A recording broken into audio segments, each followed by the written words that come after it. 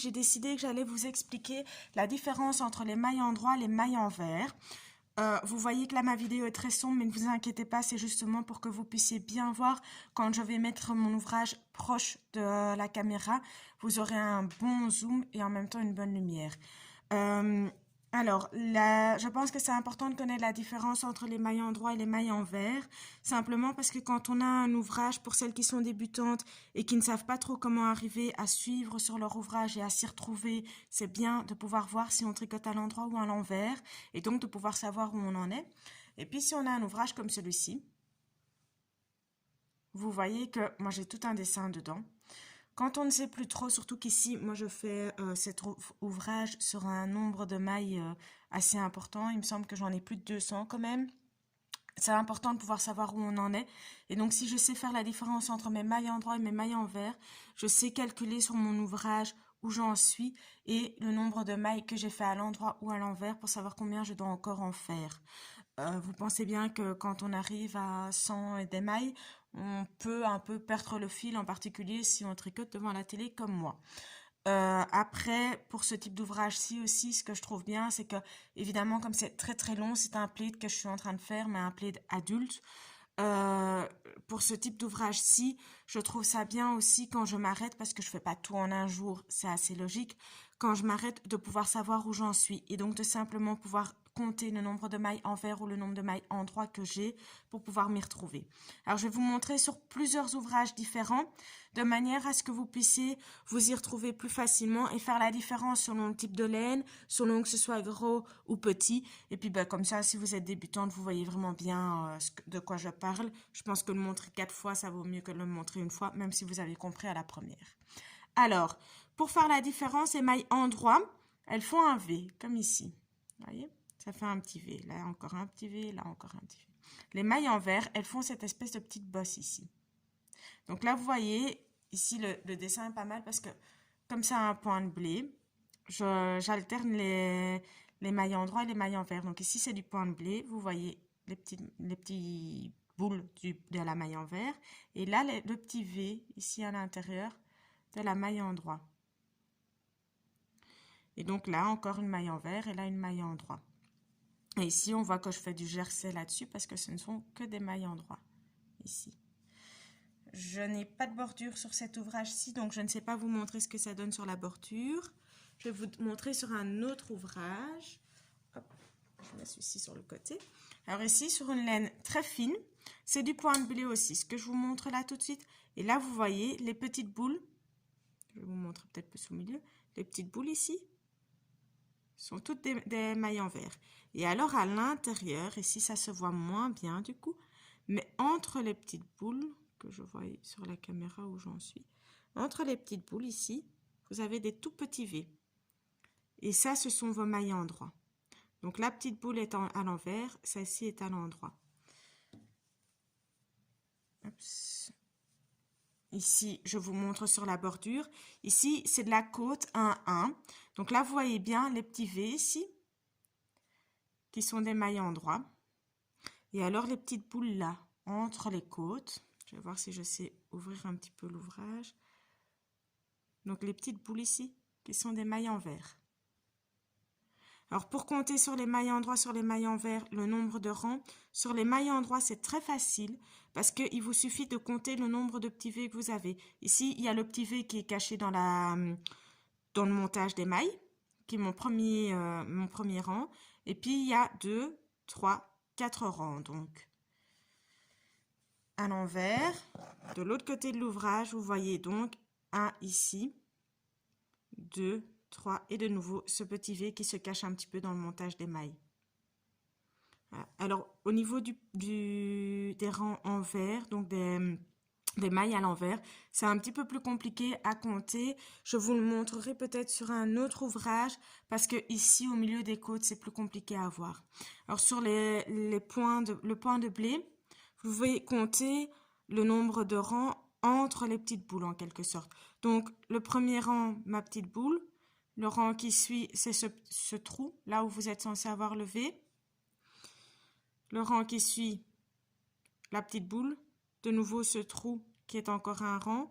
Donc, 1, 2, 3, 4, 5. Sur un autre ouvrage, ici, on n'a que du jersey. On a les côtes ici en dessous, donc de nouveau, les petites côtes où on voit, attendez, là je suis trop près, où on voit assez bien les petits V. Et alors les petites boules ici à côté, qui sont les mailles en vert et les mailles en droit là au milieu. Donc sur le jersey, on voit qu'il n'y a que des mailles en droit, évidemment, c'est le but. Je vais vous montrer sur le bleu parce que sur le blanc, je trouve qu'on ne voit pas très bien. Où je mets entre les deux, ouais, comme ça, entre les deux.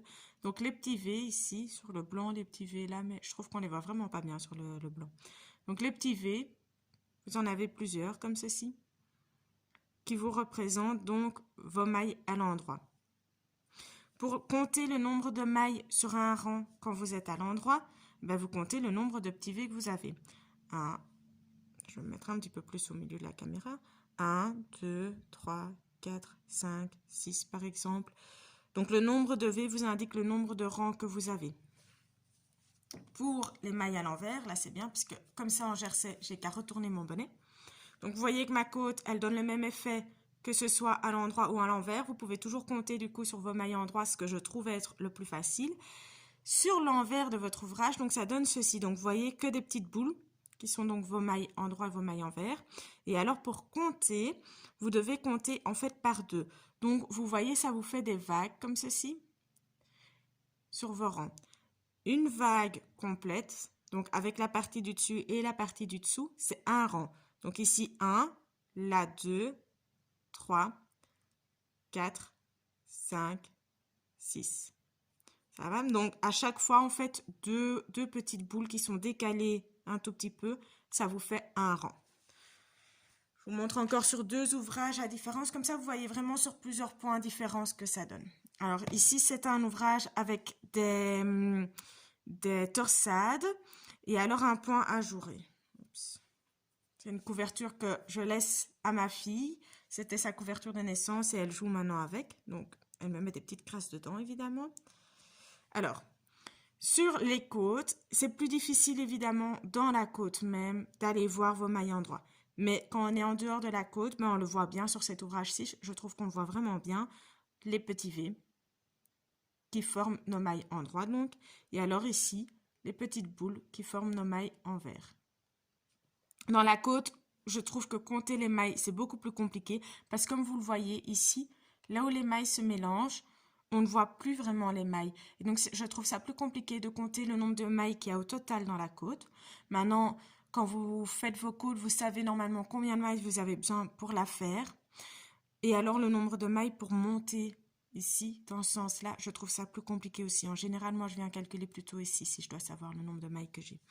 Et alors, ici, au niveau de mon point ajouré, donc de nouveau, les petits V, mes mailles en droit, les petites boules ici, quand elles sont à l'envers. Et alors là, ici, ce sont des jetés, ça, bon, voilà, on les voit moins bien. Et si vous voyez, sur le côté, sont aussi des mailles qui ont été faites à l'endroit, mais qui sont décalées sur le côté. Et alors, du coup, à l'envers de l'ouvrage, évidemment, toutes les mailles qui étaient à l'endroit sont à l'envers. On le voit bien ici, hein. Toutes des petites boules, des mailles à l'envers. Et alors, de nouveau, nos petits V ici, qui étaient nos mailles en vert, là, tantôt, sont à l'endroit. C'est des mailles, c'est des petits V, donc c'est des petites mailles à l'endroit. Et sur la côte, ça donne ceci, à l'envers. Donc là, on voit évidemment beaucoup mieux ce qui se passe. Voilà. Et alors, le dernier ouvrage, je vais vous montrer ici. Là, je vous montre du point mousse. Donc, le point mousse, tout se tricote à l'endroit. Mais ça donne cet effet-ci. Dans le point mousse, on ne voit pas les mailles à l'endroit. Mais comme on tricote toutes les mailles dans le même sens, ça ne change rien. Donc, si vous arrêtez votre rang, vous ne savez plus comment vous devez le faire, ben, vous devez de toute façon les tricoter à l'endroit. Donc, voilà. Ici, donc le jersey. On ne voit pas super bien, je trouve, avec cette laine-ci, mais on voit les petits V ici. Des mailles en droit. Ici, attendez que je vérifie ce que j'ai fait. C'est amusant, c'est du point mousse aussi. Bah, ici, c'est du point mousse ici aussi, mais il est beaucoup plus détendu que celui d'en dessous. Donc, on voit ici les petites boules et alors on voit au milieu qu'il y a des mailles à l'endroit.